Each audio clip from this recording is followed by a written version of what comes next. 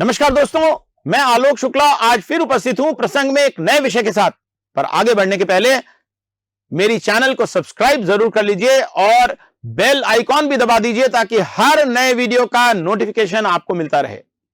आज स्वामी दयानंद सरस्वती जी का जन्म दिवस है और इसलिए आज हम बात करेंगे स्वामी दयानंद सरस्वती जी एवं आर्य समाज के बारे में। महर्षि दयानंद के बचपन का नाम मूलशंकर था। उन्होंने आर्य समाज की स्थापना वेदों के प्रचार प्रसार के लिए की थी। वे कहते थे वेदों की ओर लौटो।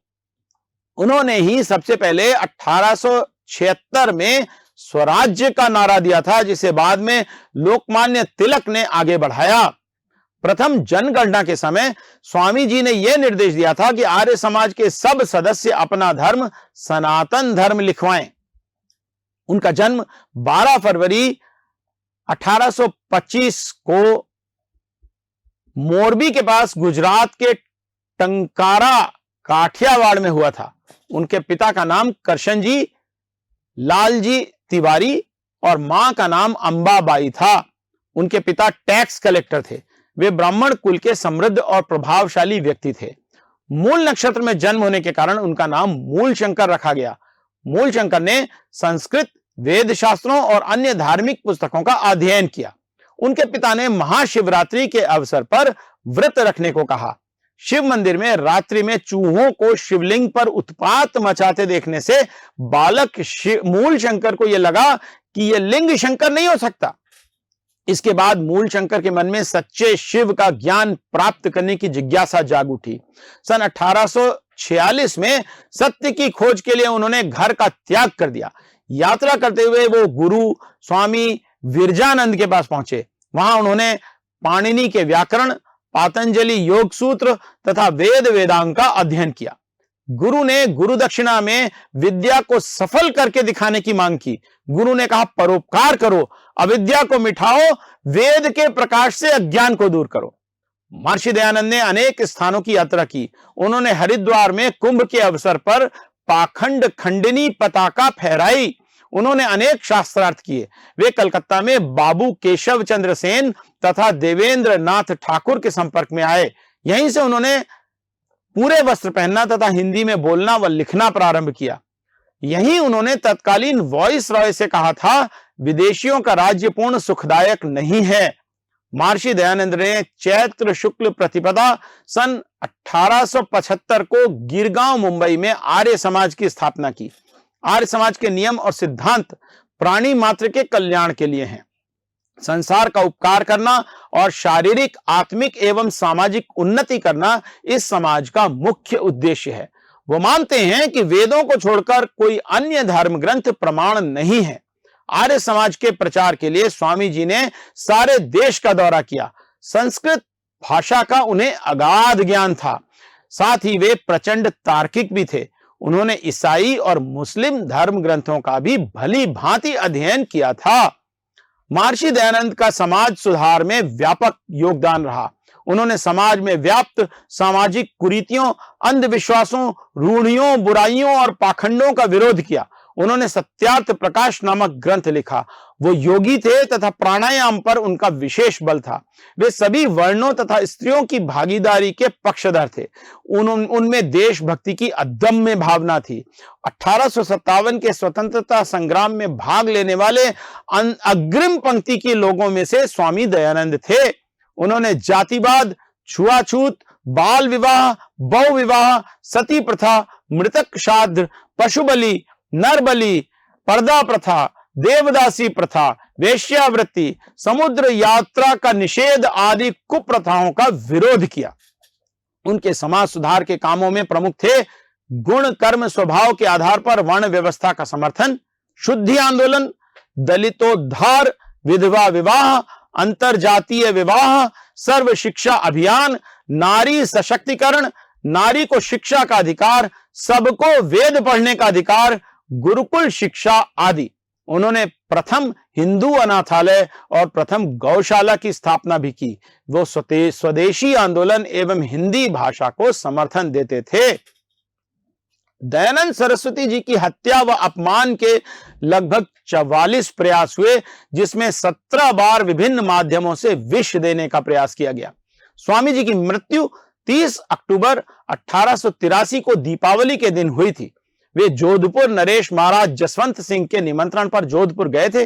वहां उनके नित्य ही प्रवचन होते थे। यदा कदा महाराज जसवंत सिंह भी उनके चरणों में बैठकर उनके प्रवचन सुनते थे। 2-4 बार स्वामी जी भी महल में गए, जहां उन्होंने नन्ही नाम की वैश्या को महाराज जसवंत सिंह के अत्यंत प्रभाव में देखा। स्वामी जी ने महाराज को समझाया तो महाराज ने नन्ही से संबंध तोड़ लिए। नन्ही स्वामी जी के विरुद्ध हो गई। उसने स्वामी जी को एक रसोइये कलिया उर्फ जगन्नाथ से मिलकर उनके दूध में पिसा हुआ कांच डलवा दिया। कुछ देर बाद उसने स्वामी जी के पास जाकर अपना अपराध स्वीकार भी कर लिया और क्षमा मांगी। उदार हृदय स्वामी जी ने उसे राह खर्च और जीवन यापन के लिए 500 रुपए देकर वहां से विदा कर दिया, ताकि पुलिस उसे परेशान न करे। स्वामी जी को जोधपुर के अस्पताल में भर्ती कराया गया। वहां के चिकित्सक पर आरोप है कि वो औषधि के नाम पर स्वामी जी को हल्का विष पिलाता रहा। स्वामी जी की तबीयत बिगड़ने पर उन्हें अजमेर के अस्पताल में लाया गया। उन्हें बचाया नहीं जा सका।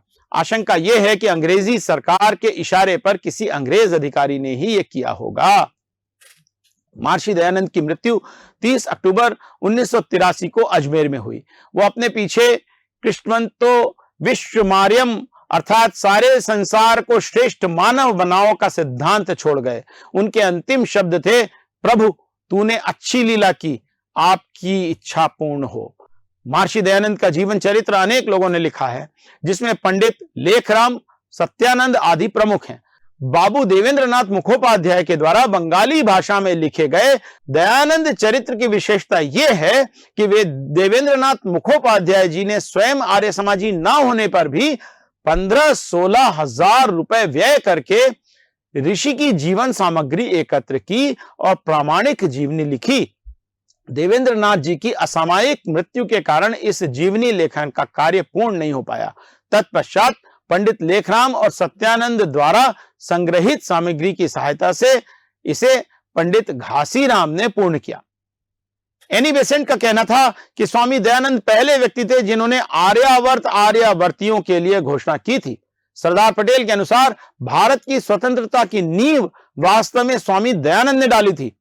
पट्टाभी सीतारमैया कहते थे कि गांधी जी राष्ट्रपिता हैं, पर स्वामी दयानंद राष्ट्रपितामह हैं।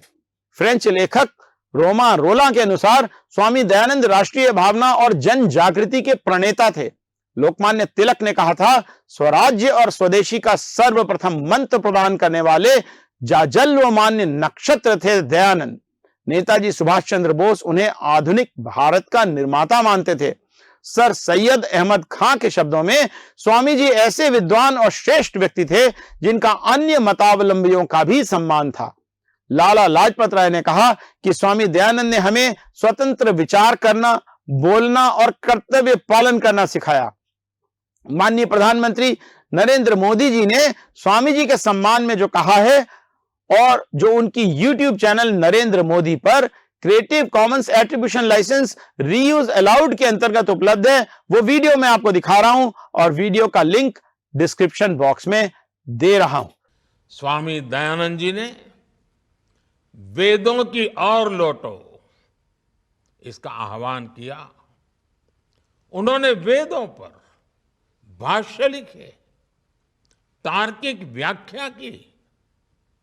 उन्होंने रूढ़ियों पर खुलकर प्रहार किया।